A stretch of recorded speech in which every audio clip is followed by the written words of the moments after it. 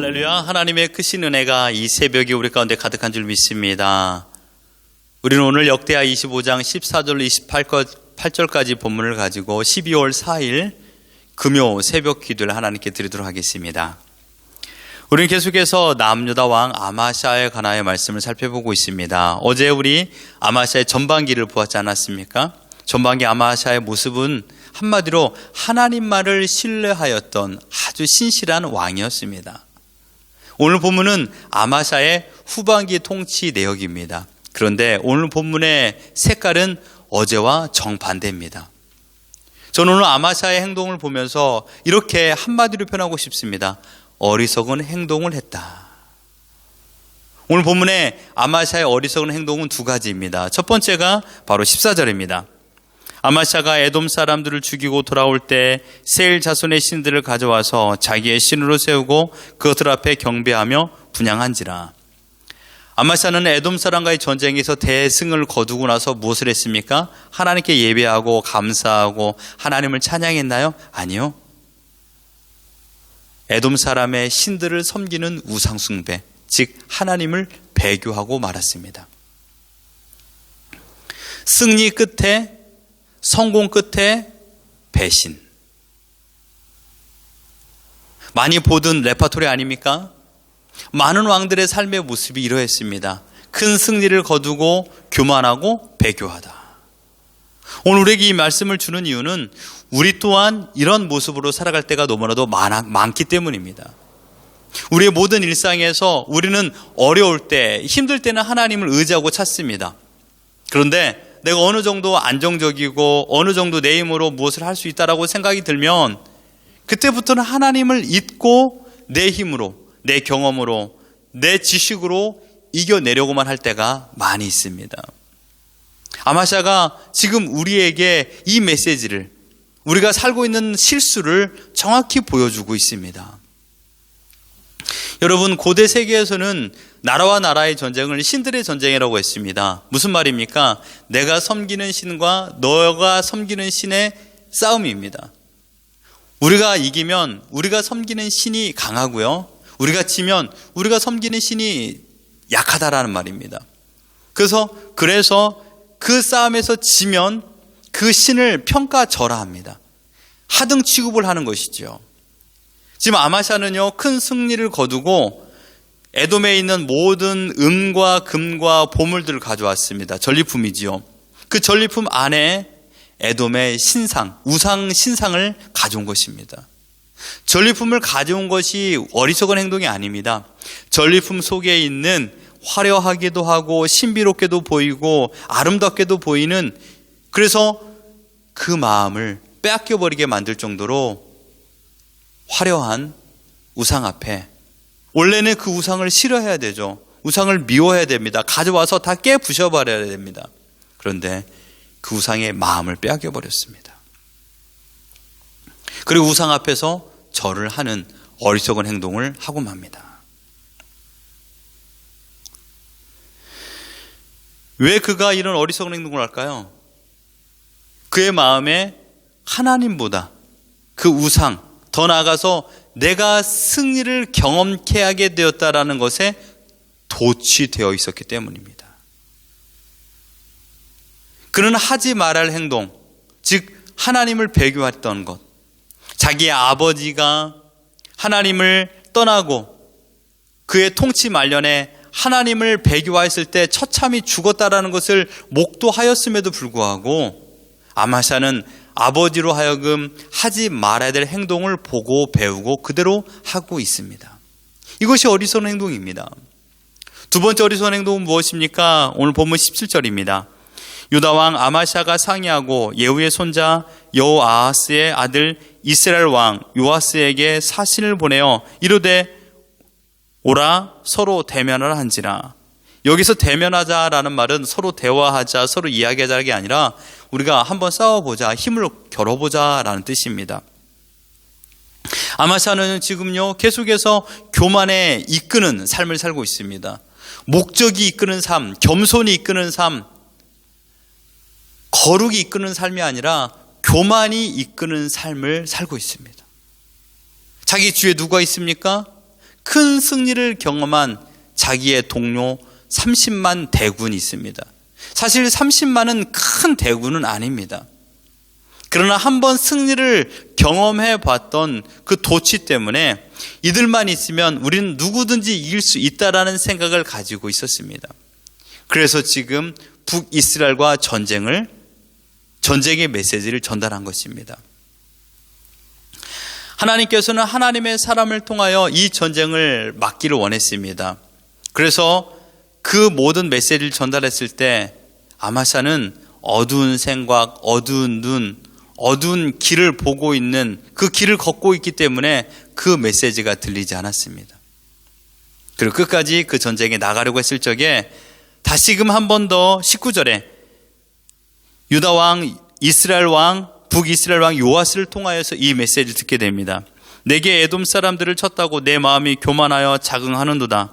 내 궁에나 있으라. 어찌하여 화를 자초하여 너와 유다가 함께 망하고자 하느냐 하나.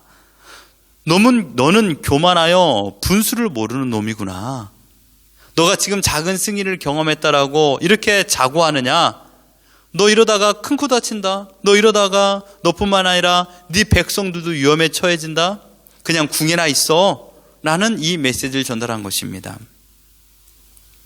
분명히 여러분, 아마샤는요 시대를 분간하는 지혜로운 눈이 있었습니다. 그런데 지금은 그 눈이 사라졌습니다. 왜요? 교만했기 때문입니다. 20절을 보십시오. 아마샤가 듣지 아니하였으니 이는 하나님께로부터 말미암은 것이라. 그들이 에돔 신들에게 구하였으므로 그 대적의 손에 넘기려 하심이더라. 하나님의 결정이셨습니다. 하나님을 배교하고 떠난 자를 하나님께서 심판하기 위해서입니다. 두 왕이 예루살렘 남서쪽에 있는 벳세메스에 모였고 힘을 겨뤘습니다. 어떻게 되었습니까? 남유다는 참패를 당했고 아마샤는 포로가 되었습니다. 참으로 안타까운 현장이지요. 그 이후에 아마샤는 15년을 더 살았습니다. 아마 아마샤가 하나님의 배반을 했을 적에 그를 죽이려는 모의가 있었던 것 같은데 아마샤가 조용히 지내니 15년을 더 기다렸습니다. 그 이후에 아마샤가 자신을 죽이려는 음모가 눈에 보이고 들려왔을 적에 그는 라기스로 도망을 가게 됩니다. 이때 자객들을 보내어 그곳에서 라기스에서 그를 죽이게 됩니다. 이것이 오늘 본문의 전반적인 내용입니다. 사랑하는 성도 여러분, 오늘 우리는 아마샤를 통하여 무엇을 배울 수 있을까요? 아마샤는 하나님께서 세운 왕이었습니다. 그러나 그는 하나님께서 세운 그 왕의 목적대로 살지 못했습니다. 이스라엘 왕의 대사명은 바로 하나님의 뜻을 따라서 하나님의 통치 가운데 하나님이 어떤 분인가를 보여주는 삶, 즉 모든 백성들을 하나님 앞으로 이끄는 왕이 바른 왕입니다. 그런데요, 지금 아마샤는요 하나님을 섬기는 마음이 아니라 정복자, 또한 큰 승리를 거두고 싶어하는 정복 욕심을 가지고 있는 자가 되어버렸습니다. 한 번의 승리가 그를 망쳤습니다. 여러분, 우리는 누구인가를 잊지 마십시오. 우리는 하나님의 보호를 받는 양입니다. 하나님은 우리의 목자이십니다. 양은요 결코 푸른 초장과 쉴만한 물가를 혼자 스스로 갈 수 없는 자입니다. 어제 풀을 먹고 물을 먹었다 한다 할지라도 오늘 또 다시 그 길을 갈 수 있는 힘이 없는 자입니다. 푸른 초장과 쉴만한 물가로 가는 그 길에 곰과 늑대와 사자를 만났을 적에 아무런 대체 능력이 없는 자들이 바로 양입니다. 그 길은요 내가 어제 갔다고 해서 오늘도 안전하다라고 보장할 수 없는 길입니다. 그 길이 안전한 이유는 무엇입니까? 목자가 있기 때문에 안전합니다. 여러분, 우리 인생은 안전이 보장되어 있지 않습니다. 오직 목자 옆에 있을 때가 가장 안전합니다. 사자가 나오든 곰이 나오든 상관없습니다. 목자만 있으면 가장 안전한 곳입니다. 오늘 불렀던 찬송을 기억하십시오. 무슨 일을 만나든지 만사형통하리라. 왜 그렇습니까? 나의 갈 길 다가도록 예수님께서 인도하기 때문입니다. 예수님께서 인도하는 인생이라면 무슨 일을 만나든지 만사 형통할 줄 믿습니다. 그러나 나 혼자 걸어가고요. 내가 경험한 일이기 때문에 내가 알고 있는 지식 하에서 진행한다면요. 그것은 예수님과 상관없는 길입니다. 곰이 아니고 그저 조그만 이리 새끼만 나와도 무서워 벌벌 떨게 됩니다. 무슨 일이 있어도 혼자 나가서 해결하려고 하지 마십시오. 능력도 없고 지혜도 없고 힘도 없는 게 우리네 모습 아니겠습니까? 여러분 절대로 교만해서는 안 됩니다. 고린도전서 10장 12절에 이렇게 말합니다. 그런즉 선줄로 생각하는 자는 넘어질까 조심하라. 다윗을 비롯한 열왕들의 공통점, 아까도 보았듯이 무엇입니까? 바로 형통할 때 죄를 범하다 이겁니다. 내가 승리를 경험하고 교만하고 우상숭배하고 하나님을 떠나고 심판이 찾아오고, 다윗도 솔로몬도 여호사밧도 오늘 본문의 주인공도 형통할 때 어리석과 하나님과 상관없는 행동을 하고 맙니다. 승리를 통하여 여러분 기뻐할 수 있습니다. 성공을 통하여 우리는 감사를 누릴 수 있습니다. 그러나 중요한 건 무엇입니까? 기쁨과 감사에 너무 도취된 나머지 교만해지는 것이 문제입니다. 자기 일이 잘 될 때도 있습니다. 내가 원하는 것이 잘 될 때도 있습니다. 남들이 보기에는요, 큰 승리가 아니라고 생각할 수 있지만 자기 자신이 느끼기에는 너무나도 만족스러운 일을 할 때가 있습니다. 그런데 여러분 자세히 생각해 보느라면 그 모든 것들이 나의 지식과 나의 경험과 나의 힘으로 되어지지 않았습니다. 그러함에도 불구하고 우리는 그 잘된 일을 통하여 교만합니다.